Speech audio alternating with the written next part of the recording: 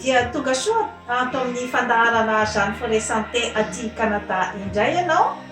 Ny lohateny izay ho fakafakaintsika eto zany dia ny hoe ilaina ve ny fanaovana mariazy eo amin'ny mpifankatia, ary mila manao mariazy ve vao misy ny atao hoe porovom-pitiavana.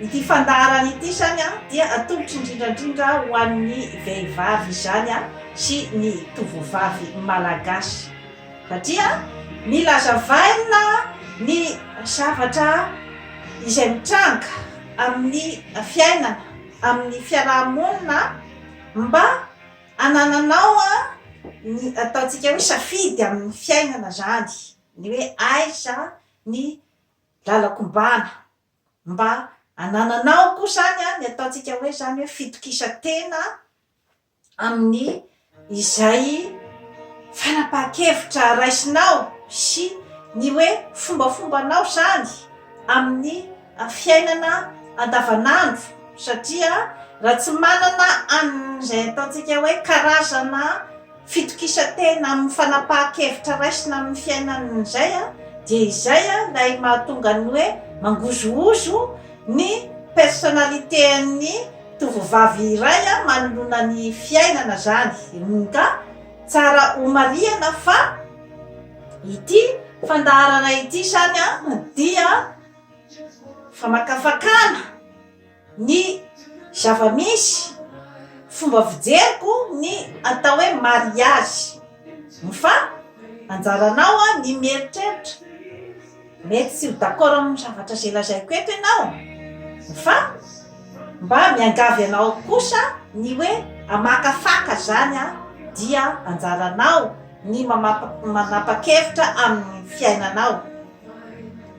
Ny mariazy zany dia karazana ataontsika hoe contrat zany amin'ny mpifankatia, izany hoe contrat ara-panjakana na hoe contrat zany eo anatrehan'ny eglizy.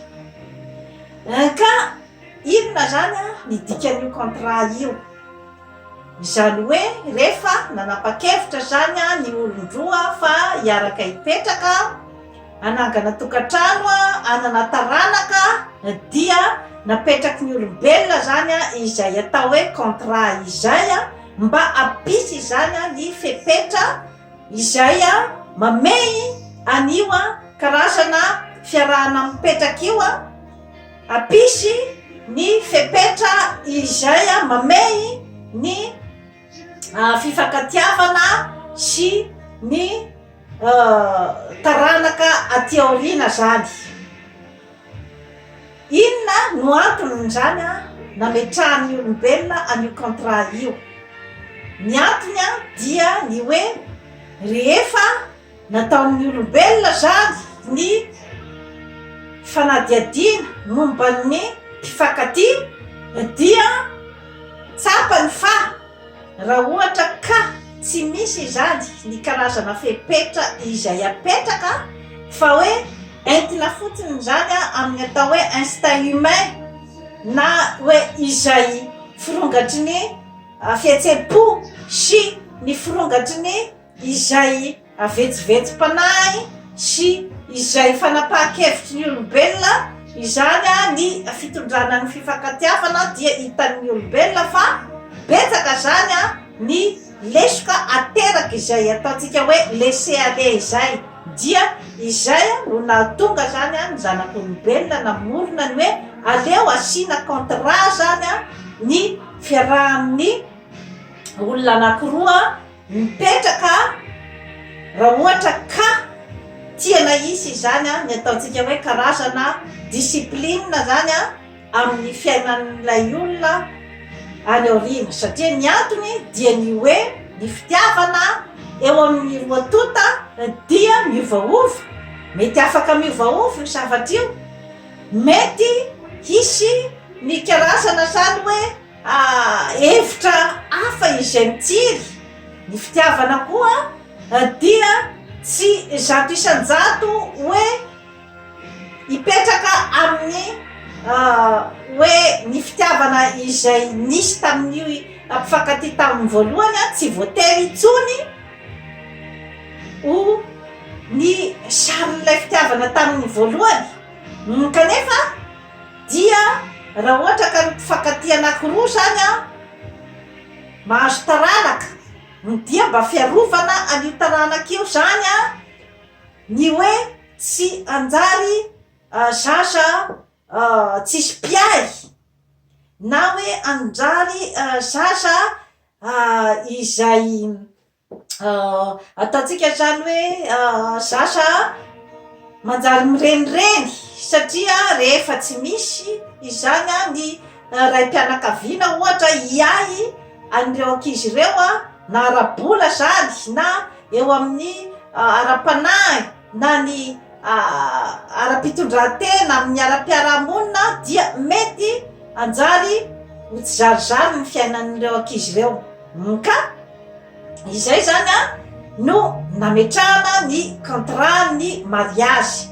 Dia eo ihany koa ny hoe natao ara hoe tsy nananjanaka ohatra ny mpivady fa nisy ny ataontsika hoe fisarahana, dia raisina zany ao anatin'ny considération an'ny fiainan'ilay vehivavy zany a ny fotoana rehetra izay laniny niarahany nipetraka nanambady an'ilay lehilahy, satria rehefa nalain'ny lehilahy anankiray vady zany ny vehivavy iray tao anatin'ny taona maro ohatra, dia azo lazaina fa manidiny ny varavarana ho an'ilay vehivavy zay zavatra zay a ny anambadian'ny lehilahy hafa azy.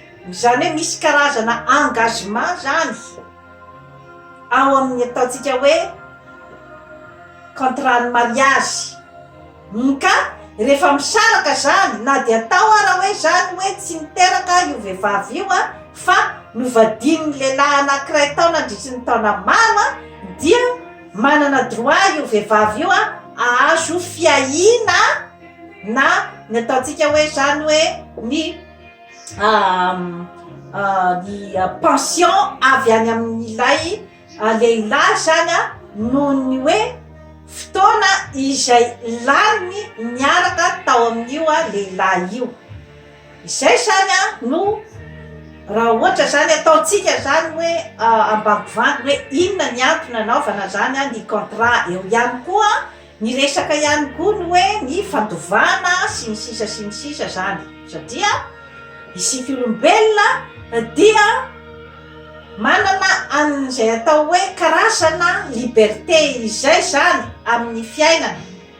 Ka misy ny mety manararaotra an'io karazana liberté io zany a mba hialana amin'ny adidy sy ny responsabilité izay a mahakasika azy. Ka raha ohatra zany ka tsy misy ny karazana ataontsika hoe contrat amin'ny mariage a, dia zay a ilay hoe miteraketsy miterak'aroa zany a ny lehilahy anankiray a, dia ilay zasa tsy misy mpiay a dia manjary lasa reny tokantena manano tena ny akabiazan'ny vehivavy ao an-tanàna, kanefa dia misy conséquence goavana de goavana zany eo amin'ny fiarahamonina zany zavatra rehetrarehetra izany. Ary misy ihany koa zany a conséquence goavana eo amin'ny tsy firoson'ny firenena zany, eo amin'ny tsy fandroson'ny firenena,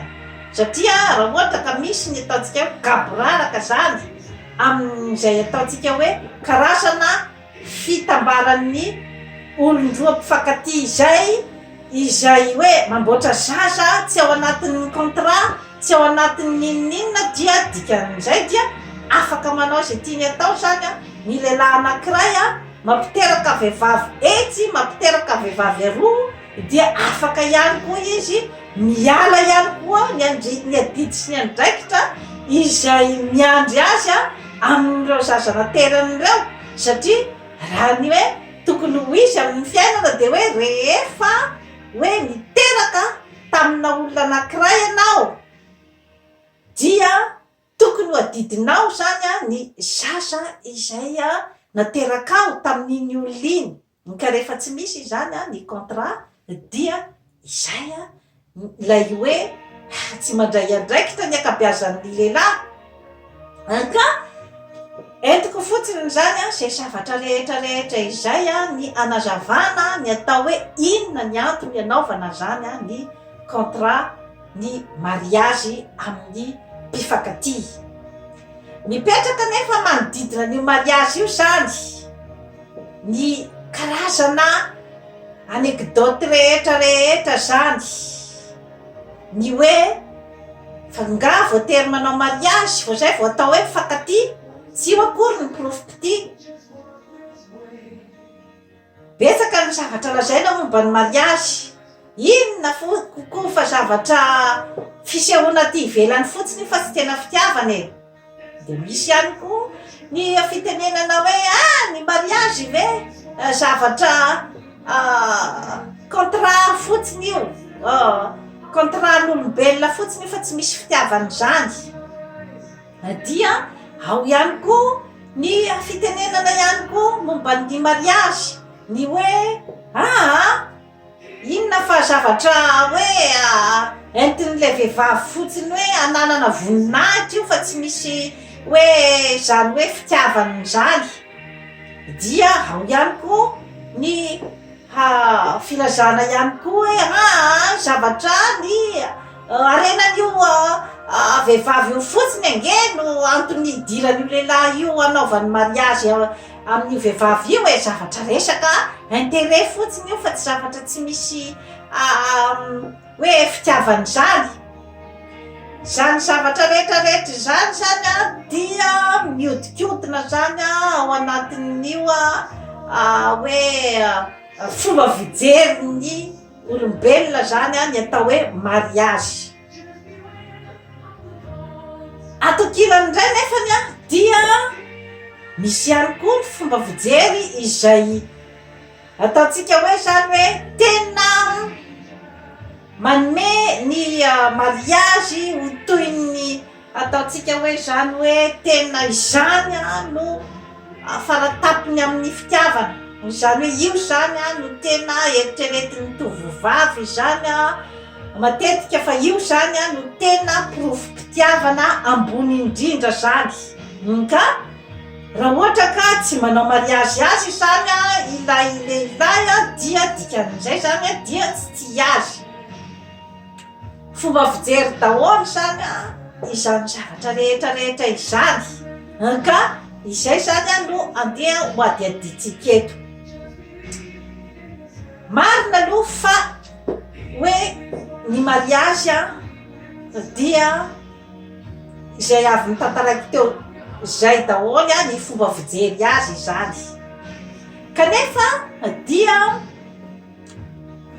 mampametra-panontaniana ihany izany raha ohatra ka misy tovovavy sy tovolahy iray zany izay miaraka mataonany maro kanefa tsy tapa-kevitra zany raha tovolahy ny hoe iroso zany amin'io resaka mariazy io.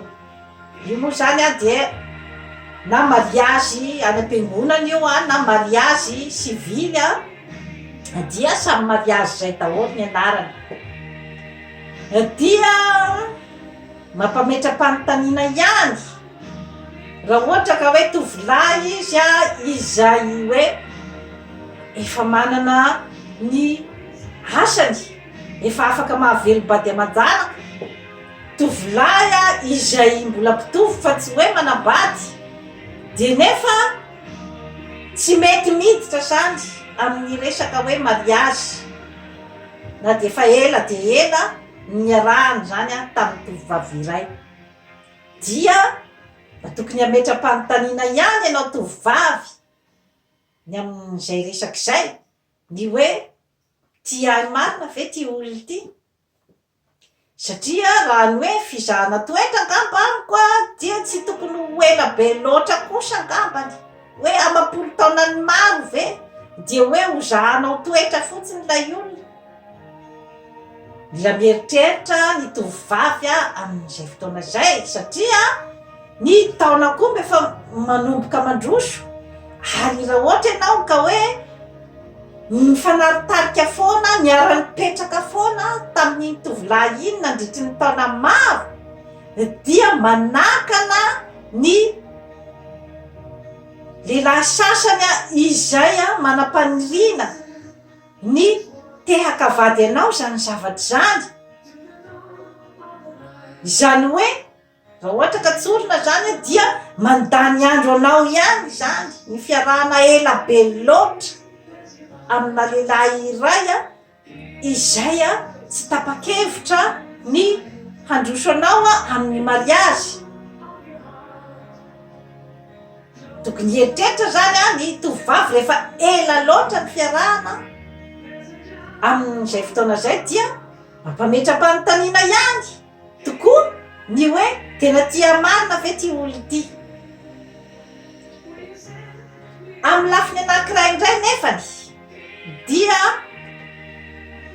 tsy afaka hanao mariazy daholo koa nefany ny olombelona rehetra eto ambonin'ny tany satria miakina amin'ny vitana sy ny anjara ihany koa io nefany. Efa nazavaiko teto ny atao hoe resaka vitana sy ny anjara, misy zavatra ihany koa nefany avy any aminao ihany koa no ahafahanao mikoja an'io vitana sy anjara io sy ny hoe mahazo ny vitana sy ny anjara. Tsy ampy ho an'ny olombelona rehetra eto ambonin'ny tany zany ny hoe anao mariazy daholo ny olombelona rehetra eto ambonin'ny tany rehefa tao zany ny fandiniana. Sarotra de sarotra ny fandiniana mikasika ny mariazy io kanefa kosa izay tsy midika hoe dia afaka hieritreritra ianao zany fa dia hoe tsy voatery akory hiditra amin'ny resaka mariazy vao atao mifankatia. Misy mahamarina azy ihany koa zay zavatra zay satria maro de maro ihany koa ny hoe miditra ao anatin'ny mariazy kanefa rehefa tena tao kaoty dia tsy nisy fitiavana tao fa hoe resaka fotsiny hoe intérêt fotsiny zany ny mitambaran'ny olona anankiroa. Zany zavatra rehetrarehetra zany nefa dia mety ao anatin'ny mariazy fa zay vao tena fantatra daholo koa zay zavatra zay. Izay nefa tsy midika hoe de ohatran'izay daholo ny mariazy rehetrarehetra. Misy ny mariazy tena fitiavana ny tovovavy, misy ary misy ny mariazy izay tena atao hoe tena hoe ao amin'ny itiavan'ilay lehilahy azy mihitsy zany ny vehivavy iray amin'ny lafiny rehetrarehetra. Kanefa na dia izany aza dia mila kilohina io zavatra io. Rehefa hoe tafiditra ao zany ianao dia mila kilohina io, sahala amin'ny voninkazo, sahala amin'ny zava-maniry rehetrarehetra, mila tondratondrahana, mila alaina ny adratsy, mila esorina ny tahony izay efa antitrantitra. Izay no tsy maintsy ataonao rehefa miditra ao anatin'ny mariazy fa tsy hoe tonga ny tanjona izay nokendreko aho dia ny mba alain'olona vady dia efa vita zay ny zavatra rehetrarehetra efa nataoko talohan'ny mariazy daholo ny ezaka rehetrarehetra fa efa tonga ato aho zany dia efa izao zany ny tompony. Izay zany la hevitra diso dia diso fa satria ny mariazy dia fandalovana andeha any amin'ny etapy izay ataontsika hoe zany hoe lalindalina kokoa zany eo amin'ny fiarahan'ny mpifankatia. Ka ao ny ahitanany hoe ao anatin'ny mamy sy ny mangidy. Rehefa hoe tena fitiavana dia ao anatin'ny mamy sy ny mangidy zay le izy. Ary dia ny fanekenao ny olona izay miaraka aminao ninona toetrany ka raha ohatra ka hoe tena natao hiaraka zany a ny olona anankiroa dia tokony hifankazaka amin'izay hoe toetra izay. Mety toetra tsy zakan-drasoa, mety zakan-drabozy, zany zavatra rehetrarehetra izany no izay zany no mahatonga ny hoe mystère ny mariazy. Ary izay no antony hitondrana azy any am-piangonana satria mystère io ary fahasoavan'Andriamanitra. Mialatsiny aho amin'izay hoe tsy mino ny resaka hoe Andriamanitra, mialatsiny fa samy manana ny finoany ny olona rehetrarehetra. Ohatra ianao tsy mino an'Andriamanitra dia tsy zao akory ny andeha anometsiny anao amin'izany zavatra zany, fa finoanao zay, filôzofia hitondranao amin'ny fiainanao zay. No fa miresaka fotsiny aho hoe misy ery ambony izany no mitazona an'io mariazy io. Ary misy ihany koa nefa niesaka avy amin'ny olombelona, niesaka avy amin'ny mpifankatia. Ka ny tiako hatongavana fotsiny zany dia ny hoe marina daholy ny resaka rehetrarehetra amin'ny mariazy, na ny zavatra ratsy izay lazaina momba azy na ny zavatra tsara izay lazaina momba azy, samy marina daholy. Kanefa izay tsy midika hoe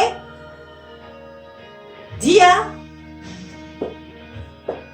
esory tao aminao ny hoe finoana ny fitiavana ao amin'ny mariazy. Esory tao anatin'ny saintsika tovovavy zany zavatra zany, satria na tiatsika na tsy tiatsika dia izay resaka nolazaiko teo zay momba ny atao hoe responsabilité.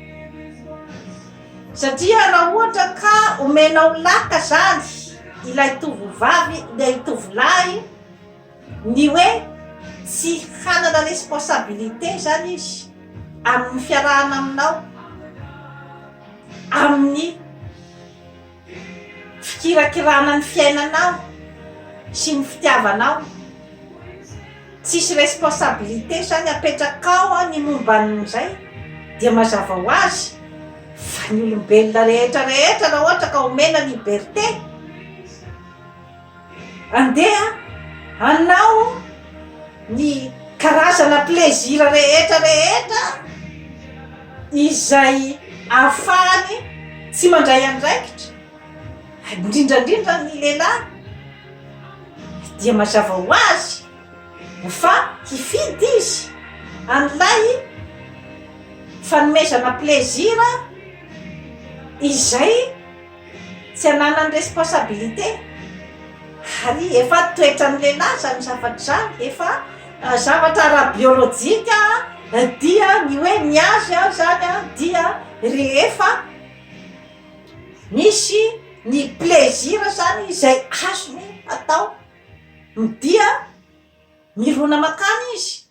Fa anjaranao vehivavy zany no mamepetra amin'izay zavatra rehetrarehetra izay, mba tsy hiteraka zany hoe fanararaotana be fahatany any aminao ka hiatefany aminao daholy rehefa avy eo ny rihatra rehetrarehetra rehefa rava ny fifankatiavana. Dia teny atolotra fotsiny zany amintsika vehivavy zany zavatra rehetrarehetra izany, hoe alao ambony alao ambany. Ny hoe raha ohatra ka ela loatra zany ny hoe niarahana kanefa izany tena hoe tsy te hiditra mihitsy dia mieritrereta ihany.